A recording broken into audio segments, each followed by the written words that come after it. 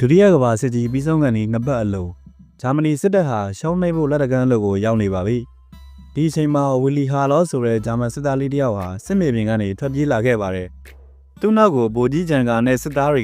ကတစ္ဆာဖောက်အဖြစ်တပ်ပစ်ဖို့လိုက်လံတိခတ်ကြပေမဲ့ဝီလီယာတစ်မြစ်တွေကြားထဲမှာပုံအောင်ပြီးအသက်ဘေးကတည်တည်လေးလွတ်မြောက်ခဲ့ပါတယ်။ဆာလောင်မွတ်သိမ့်နေတဲ့ဝီလီဟာခီးဆက်လာရင်သူ့လိုပဲစစ်ပြေးနေတဲ့တခြားဂျာမန်စစ်သားတယောက်နဲ့ဆုံခဲ့ပါတယ်။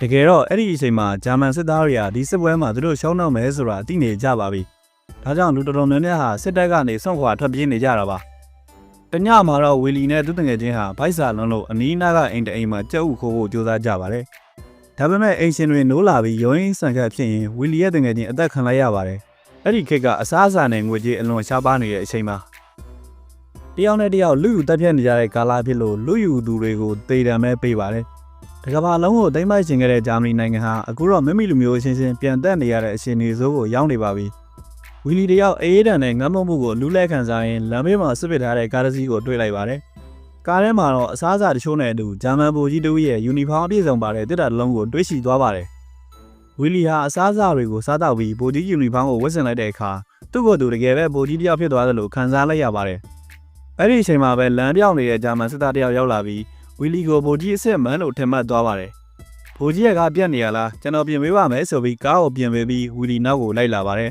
။ဝီလီကလည်းမရဲမိအောင်အမိန်ပေးတဲ့တွေနဲ့စစ်ဗိုလ်တယောက်လိုဟန်ဆောင်ပြီးခီးဆက်ခဲ့ကြပါတယ်။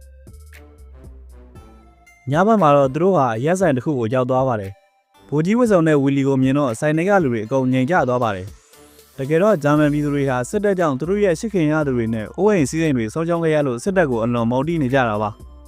ဝီလီကတော့စစ်ဗိုလ်အချိန်ဝါနဲ့အခုအချိန်မှာဥပဒေကအတက်ဝင်နေတော့မယ်ဘသူတွေပါဆုံးရှုံးကြလဲပြောကြငါအကုန်ပြန်ရောပေးမယ်လို့ကြွေးကြော်လိုက်ပါတယ်။ဒါကိုယုံကြည်သွားတဲ့ပြည်သူတွေကသူတို့ရဲ့ဆုံးရှုံးမှုတွေကိုစီးရင်တင်ကြပါတယ်။ဆိုင်ရှင်ကလည်းဗိုလ်ကြီးဆိုပြီးကောင်းအောင်မွန်ကြိုးဝေးပါတယ်။အဲ့ဒီညမှာပဲအစားအစာခိုးတဲ့တခိုးတယောက်ကိုမိတော့ဝီလီကလူမြင်ကွင်းမှာပဲတနက်နဲ့ပြစ်တက်လိုက်ပြီးသူ့ရဲ့ရက်စက်မှုကိုပြသခဲ့ပါတယ်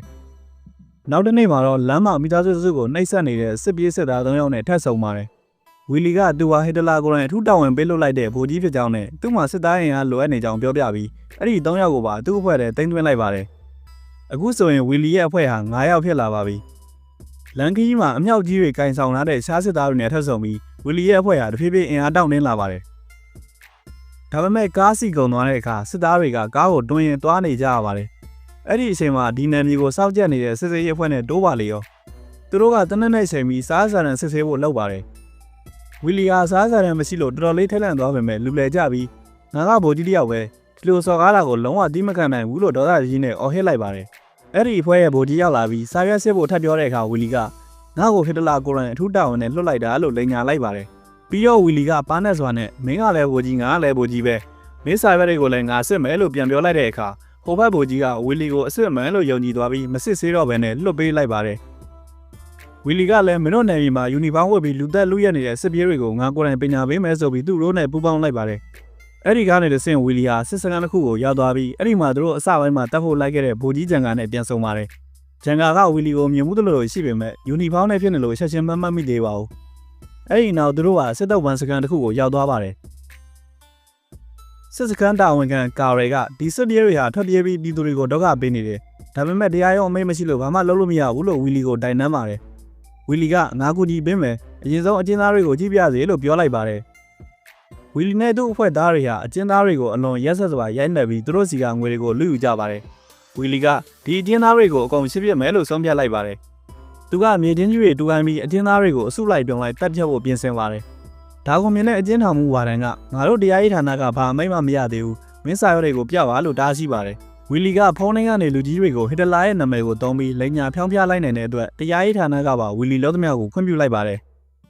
အဲ့ဒီနောက်မှာတော့ဝီလီဟာအကျဉ်းသား30စီကိုကျင်းတဲ့စင်ကန်ပြီးဆက်တနက်တွေနဲ့ရဲဆက်ဆက်ပစ်သက်ခိုင်းမာတော့တယ်အကျဉ်းထောင်မှုကတော့ဝီလီရဲ့ဝတ်စုံကသူ့ကိုယ်လုံးနဲ့မတော်တာကိုသတိထားမိပြီးဝီလီဟာလူလိန်ဖြစ်လိမ့်မယ်လို့တန်တရားဝင်နေပေမဲ့ဘာမှမတတ်နိုင်ခဲ့ပါဘူးဝီလီယာလူသက်ပွဲလုပ်ပြီးတဲ့နောက်ပါတီပွဲကျင်းပပြီးပျော်ပါနေပါတယ်။နောက်ဆုံးမှာတော့ကြံနေတဲ့အကျဉ်းသားတွေကိုမင်းတို့လွတ်ပြီးပြေးကြတော့လို့ပြောပြီးသူတို့ပြေးတဲ့အချိန်မှာနောက်ကျောကိုတနက်နဲ့ပစ်တက်တဲ့ရုပ်မာတဲ့ကစားနည်းကိုကစားခဲ့ပါတယ်။သူဟာအကျဉ်းသားစုစုပေါင်း90ကျော်ကိုတပ်ဖြတ်ခဲ့ပါတယ်။တညမှာတော့မဟာမိတ်တပ်တွေရဲ့လေကြောင်းတိုက်ခိုက်မှုကြောင့်အဲ့ဒီစကန်ပျက်စီးသွားပေမဲ့ဝီဒီနဲ့အပေါင်းပါတချို့ကတော့လွတ်မြောက်သွားပြီးရိုးထဲမှာဆက်လက်လူရက်နေထိုင်ကြပါတယ်။နောက်ပိုင်းမှာဝီလီကိုစစ်ပလိတ်တွေကဖမ်းမိပြီးရုံးတင်စစ်ဆေးပါတယ်။ ဒါပေမဲ့တရားသူကြီးကသူလောက်တာတွေကဂျာမနီအတွက်ပဲဆိုပြီးအပြစ်မပေးဘဲဟစ်တလာရှိရာဘာလင်စစ်မျက်နှာကိုပြန်သွားခိုင်းပါတယ်ဒါပေမဲ့ဝီလီဟာလမ်းမှာထပ်မံထွက်ပြေးသွားပြန်ပါတယ်နောက်ဆုံးမှာတော့1945ခုနှစ်မေလ23ရက်နေ့မှာဝီလီဟာပေါင်မုံကိုဆိုင်အဖမ်းခံခဲ့ရပါတယ်1946ခုနှစ်မှာတော့ဝီလီနဲ့သူ့ပေါင်းပါ6ယောက်ကိုတည်တံပေးခဲ့ပါတယ်အဲ့ဒီအချိန်မှာဝီလီရဲ့အသက်က22နှစ်ပဲရှိပါသေးတယ်ဒီဇက်လန်ဟာစစ်ပွဲရဲ့ရုပ်ဆိုးအကြီးတန်းမှုကိုဖော်ပြထားတာပါပြည်သူတွေဟာရန်သူတက်ကြောင်နေမဟုတ်ပဲမိမိတို့ရဲ့စစ်တပ်နဲ့မိမိတို့လူမျိုးချင်းကြားမှာရက်ဆက်စွာနှိပ်စက်ခံခဲ့ရတာကိုပြသရင်းဇက်လန်တွေကပြီးဆုံးသွားခဲ့ပါတယ်